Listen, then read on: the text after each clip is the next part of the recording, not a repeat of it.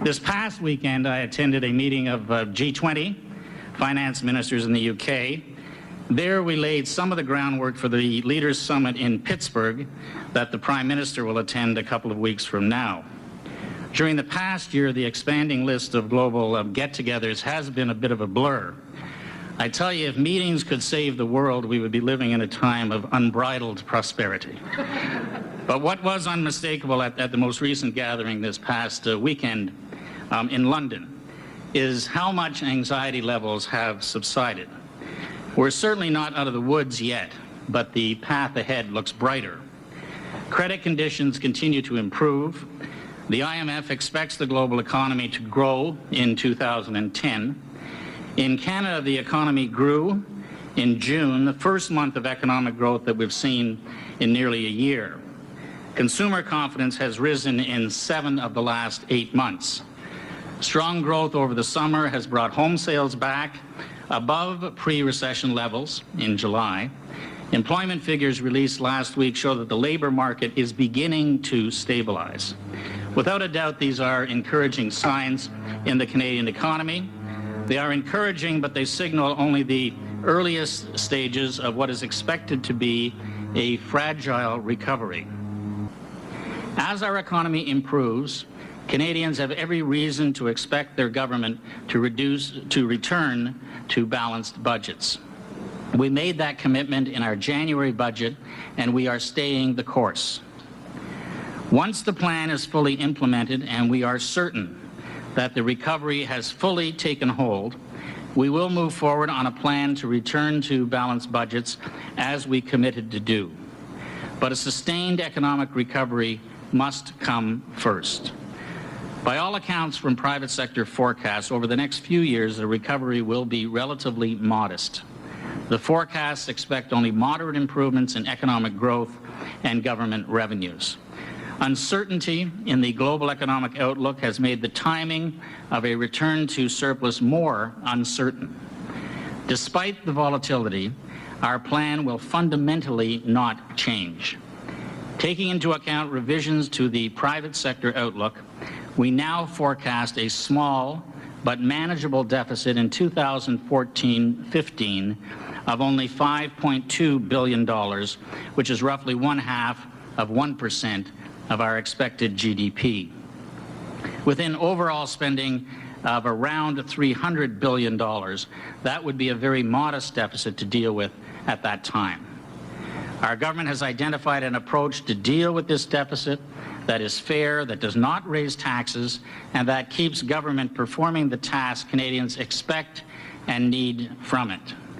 It will be in the context of recovering economy, not necessarily a booming one, that we can begin restraining spending growth in order to eliminate that last small deficit 5 years from now. This may sound easy, and since spending will continue to grow, it may not sound particularly painful. But restraining the growth in government spending will mean some tough choices for the government. It will require leadership, determination, sustained discipline. It will require decisions of government that won't always be popular or pain-free. So I'm telling Canadians today that if a politician tries to tell you that getting back to surplus will be pain-free, they are simply not telling you the truth. In the years ahead, it will take a clear and determined focus to stay on track to a surplus. It will require a lot of saying no to pet projects and special interests. Our government is prepared to meet that test of leadership. Mr. Flaherty has a credibility problem. The government has a credibility problem.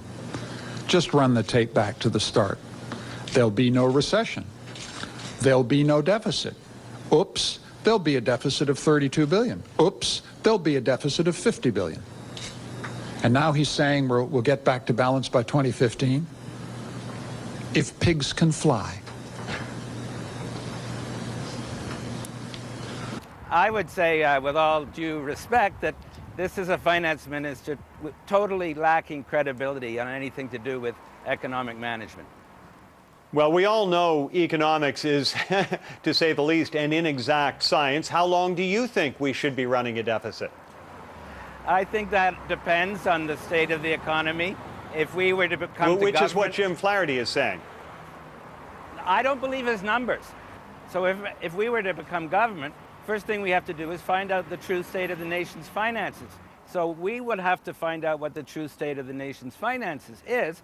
And if there's an election, we will say more about our plan, but it's difficult to have a concrete plan when you don't believe the numbers that Mr. Flaherty is producing. What would you do to get Canada out of this deficit? What would you do differently from what Jim Flaherty is laying out today? Well, we're not the government today. Come an election campaign, if that were to happen, we will provide more detail. One way the government brought in a surplus the last time was by cutting transfers to the provinces. Is that something you would do again? Because Jim Flaherty says he wouldn't. We have committed not to do that, nor would we raise Would you raise taxes? No. So we would do So it where is the money going to come from? See, it comes down to this, Mr. McCallum. It seems to me that both you and Mr. Flaherty are talking about the same thing, cutting spending on programs. That's the only thing left. But look, we have experience doing that. When we were in government, I was chair of Expenditure Review Committee. We found $11 billion of savings over 5 years through improved program efficiency. This government cuts transfers to the most vulnerable, to literacy programs. So we have experience in trimming the fat, in tightening the belt of government. We would not want to do that in the middle of a recession, but we've done it before. We would do it again were we to be the government. So you would say, basically, what you're saying is we'll do the same thing as the Harper government plans to do, only we'll do it more efficiently and better. I'm not sure exactly what they're committed to doing, but what I'm telling you is we have the credentials from the past to deliver surpluses, to convert conservative deficits into surpluses. We've done it in the past efficiently, effectively. We will do it again, but we will be very careful not to have big cuts in government spending in the middle of the recession. But once the economy is growing, that would be the prudent thing to do. We've done that before. We would do it again.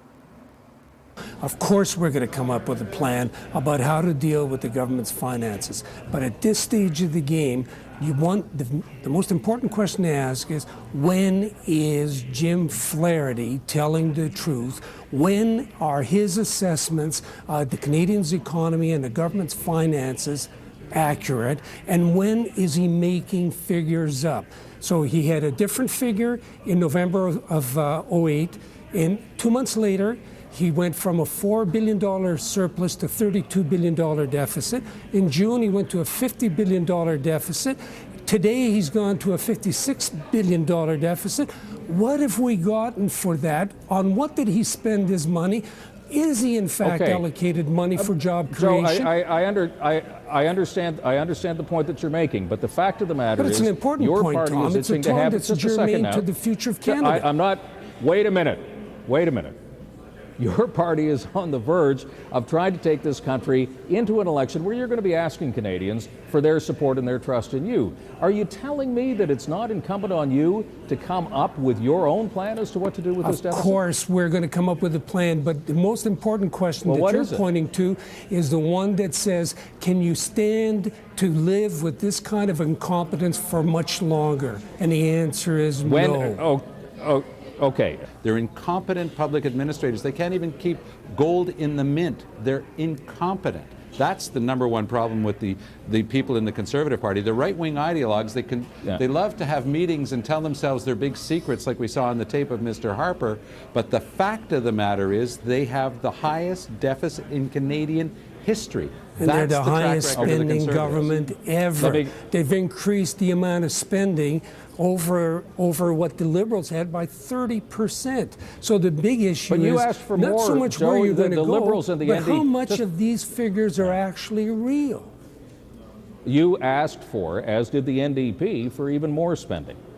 We're doing really well. If Mr. Ignatieff wants to criticize Canada and say that we're not doing a good job compared to other countries, he's wrong.